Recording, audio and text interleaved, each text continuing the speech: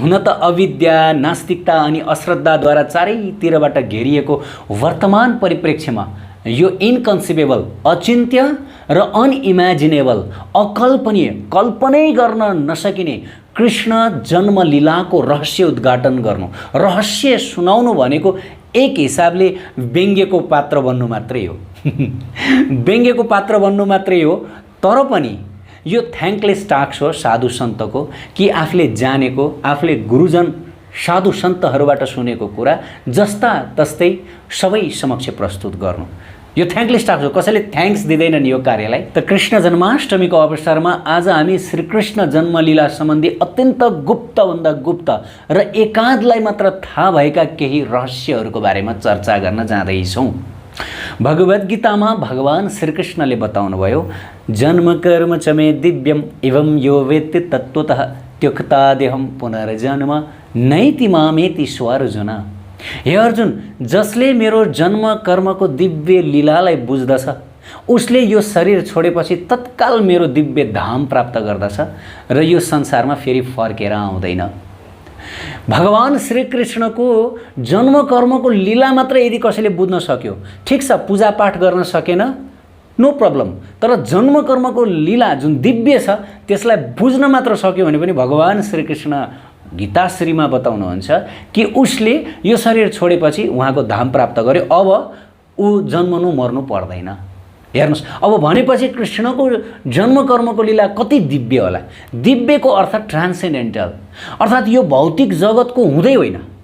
कृष्ण भगवानको जन्म र कृष्ण भगवानका जति पनि क्रियाकलापहरू यो भौतिक जगतसँग सम्बन्धित छैन, अभौतिक भनिन्छ, त्यसलाई परलौकिक भनिन्छ। सो भगवानले यहाँ वार्निङ दिइहाल्नुभयो भगवद्गीतामा कि हेर, तिमीहरू भौतिक दृष्टिले, आफ्नो भौतिक बुद्धिले मेरो लीलाहरूलाई बुझ्ने चेष्टा नगर है। तिमीहरूको मन्डेन माइन्ड, मन्डेन भनेको भौतिक सांसारी विचार कृष्ण लीलामा थोपर्न मिल्दैन, किनभने कृष्ण लीला यो भौतिक जगतकै होइन भनेर यही भनिदिनु भयो, मेरो लीला दिव्य छ। सो मानिसहरूले यो जान्दा जान्दै पनि यदि कृष्णको लीलामा मानवीय विचार, आफ्नो अनुभव, म यसरी जन्मिएँ, कृष्ण पनि यसरी नै जन्मिनुपर्छ, मलाई यो कुरा असम्भव छ, कृष्णलाई पनि यो कुरा असम्भव हुनुपर्छ भनेर आफ्नो रेस्पेक्टमा आफूलाई हेरेर कृष्णलाई यदि जज गर्छन् भनेदेखि भगवान श्रीकृष्णले गीतामा बताउनु भएको छ, अब जानन्ति मामुडा मानुषिम तनुम आश्रितम परम भावमो जानन्तो मम भूत महेश्वर। ती व्यक्ति महामूर्ख हुन् जसले मलाई एउटा सामान्य मानिस जसरी जन्मने र मर्ने भन्ठान्छन्, किनकि ती व्यक्तिहरूलाई थाहा छैन कि म सम्पूर्ण लोकहरूका परमेश्वर हुँ भनेर। भगवद्गीता 9.11 मा भगवान श्रीकृष्णले यस्तो बताउनु भयो। त आज हामी के देख्न सक्दछौँ भने अधिकांश मानिसहरू, लगभग 99.99% मानिसहरूमा भगवान श्रीकृष्णको जन्म र भगवान श्रीकृष्णका लीलाहरू सम्बन्धी भ्रामक दृष्टिकोण रहेको छ।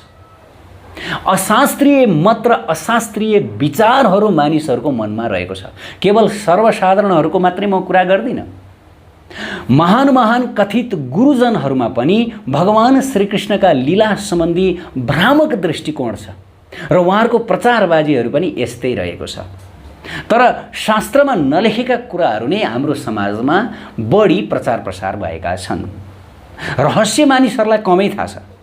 त आज हामीहरू श्रीकृष्ण लीलाको यही गुप्त रहस्य बताउन जाँदैछौँ कि श्रीकृष्ण भगवान कसरी सामान्य मनुष्य हुनुहुन्न, उहाँ साक्षात् परिपूर्णतम परब्रह्म हुनुहुन्छ भने। तमद्भुतम बालकम अम्बुज अक्षणम चतुर्भुजम शङ्ख गदा युधायुधम श्रीवत्सलक्ष्मं गलशोभिकौस्तुभम पीताम्बरम सान्द्रपयो सौभगम उदाम काञ्च्यङ्गद कङ्गणादिवि विरोचमानं वासुदेव एक्ष्यत। श्रीमद्भागवतम 10.3 मा यो वर्णन गरिएको छ। विरोचमानं वासुदेव एक्ष्यत, जब वासुदेवले आफ्ना अगाडि देख्नुभयो, के देख्नुभयो? तम अद्भुतम बालकम अम्बुज अक्षणम, यस्तो बालक जो अद्भुत छ र साथै उसको नयन कस्तो छ।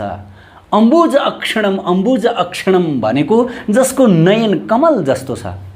यो भौतिक संसारमा कमलभन्दा सुन्दर वस्तुहरू कुनै पनि छैन। त्यसकारण भगवान श्रीकृष्णका प्रत्येक अङ्ग प्रत्यङ्गलाई कमलसँग तुलना गरिएको छ। हुन त श्रीकृष्णको आँखा नयन कमलभन्दा पनि करोडौँ गुणा सुन्दर छ, तर भौतिक संसारमा बुझ्नको लागि कमलसँग तुलना गरिएको छ। किनभने मानिसले कमलभन्दा सुन्दर वस्तु देखेकै छैनन्, त्यही भएर तुलना मात्रै गरिएको। हेर्नुहोस्, यस्तो बालक वासुदेवले देख्नुभयो, अद्भुत।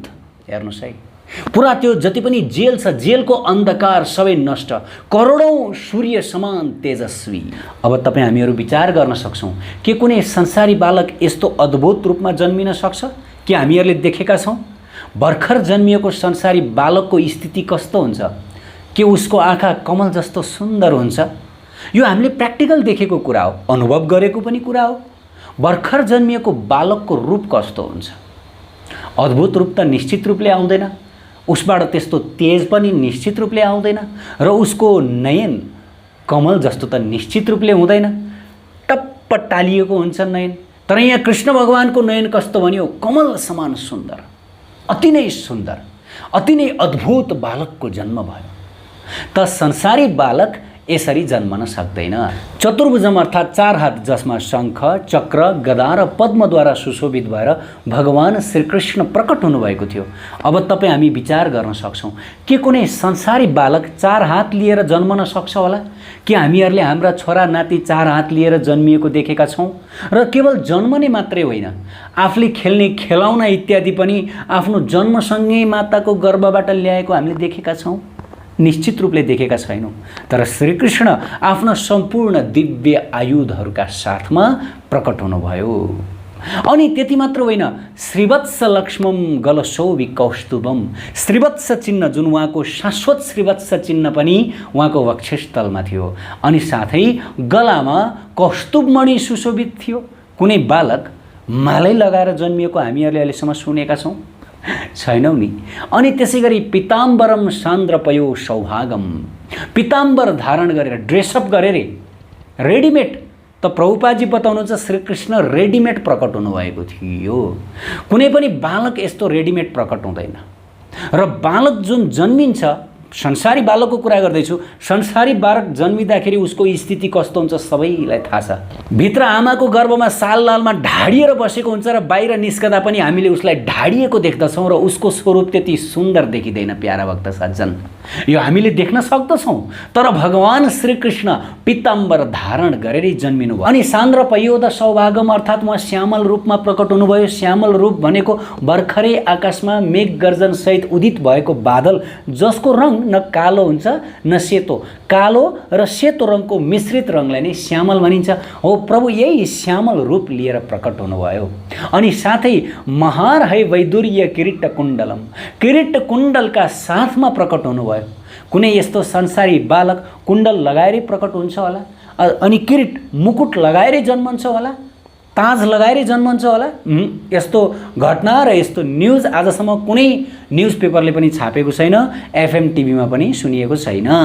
केवल श्रीकृष्ण मात्रै यसरी प्रकट हुनुभयो। जब यस्तो अद्भुत अनि सुन्दर स्वरूपमा भगवानलाई आफ्ना अगाडि दर्शन गरेपछि वसुदेवले हात जोड्दै प्रार्थना गर्नुभयो, विदितो असि भवान साक्षात् पुरुषः प्रकृते पर। हे प्रभु, मैले हजुरलाई चिने, प्रभु चिने, विदितो असि, म विदित भएँ, मैले जाने, भवान साक्षात् पुरुष प्रकृति पर। हजुर त साक्षात् प्रकृतिभन्दा पनि परका परम पुरुष भगवानै हुनुहुन्छ। वासुदेवले यसरी प्रार्थना गर्नुभयो कि हजुर यो प्रकृतिभित्र हुनुहुन्न, यो प्रकृतिभन्दा पर हुनुहुन्छ भनेर प्रार्थना गर्नुभयो। अब जसले लाइभ देखेर प्रार्थना गर्नुभयो उहाँलाई विश्वास गर्ने कि आजकल नाना भाँती किसिमका तर्क गरेर हिँड्ने मानिसहरूलाई विश्वास गर्ने? हामीले लाइभ जसले देख्यो उहाँलाई नै विश्वास गर्नु पर्यो। साक्षात् श्रीमद् भागवतमा स्कन्द 10 मा वासुदेवले यसरी प्रार्थना गर्नुभयो कि मैले चिने प्रभु, हजुरलाई चिने, हजुर त परम भगवान हुनुहुन्छ। यो सुनेर केही मानिसहरू प्रश्न गर्ने गर्दछन्, यस्तो रेडिमेड स्वरूपमा भगवानको जन्म कहाँबाट भयो त? कहाँबाट जन्मिनु भयो भगवान? सामान्यतया संसारी शिशुहरू माताको गर्भमा बढ्छन्, हुर्किन्छन् अनि माताको योनि मार्ग हुँदै रोइ रोइ जन्मन्छन्। यो कुरा हामीहरू सबैले देखेका छौँ। संसारी शिशुहरू जन्मदाको स्थिति हामीहरू सबैलाई राम्रोसँग थाहा छ। तर भगवान जन्मिँदाखेरि यस्तो सुन्दर दिव्य फुल फ्लेक्ड रूपमा प्रकट हुनुभयो भनेर भागवतमा भन्यो। अब यस्तो स्वरूपमा त आमाको योनिबाट जन्मनु त सम्भव छैन, त कहाँबाट जन्मिनु भयो त भगवान? त भागवतमा यो पनि वर्णन गरिएको छ। भागवतको 10औं स्कन्धमा बताइएको छ कि भगवान माताको हृदयबाट प्रकट हुनुभयो, देवकीको हृदयबाट प्रकट हुनुभयो। किनकि जुन समय भगवान प्रकट हुन लाग्नु भएको थियो त्यो समयमा योगमायाले आफ्नो प्रभाव फैलाउनु भएको थियो र सबैजना योग निन्द्रामा मस्त निदाइरहनु भएको थियो। देवकी पनि निदाउनु भएको थियो, वासुदेव पनि निदाउनु भएको थियो र कंसको कारागृहका जति पनि गार्डहरू छन् ती सबैजना निदाएका थिए र कसैलाई यो कुराको अत्तो पत्तो पनि थिएन कि भगवानको प्रकट कसरी भयो भनेर। त्यो केवल भगवानलाई मात्र थाहा छ र भगवानका शुद्ध भक्तहरूलाई मात्रै थाहा छ। त देवकी माता गर्भवती हुनुभएको अनि उहाँको पेट ठुलो भएको वर्णन शास्त्रमा छ। अनि साथै गर्भस्थ भगवानको स्तुति देवी देवताहरूले गरे भन्ने प्रसङ्ग पनि श्रीमद् भागवतमै छ।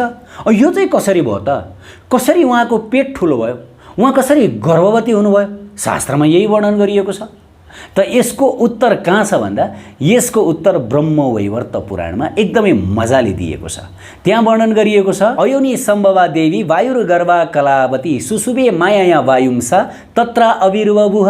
यसको अर्थ के हो? ध्यान दिएर सुन्नु होला। यसको अर्थ हो भगवानकी अन्तरङ्ग शक्ति योग मायाले माताको पेटमा वायु भरिदिनु भयो।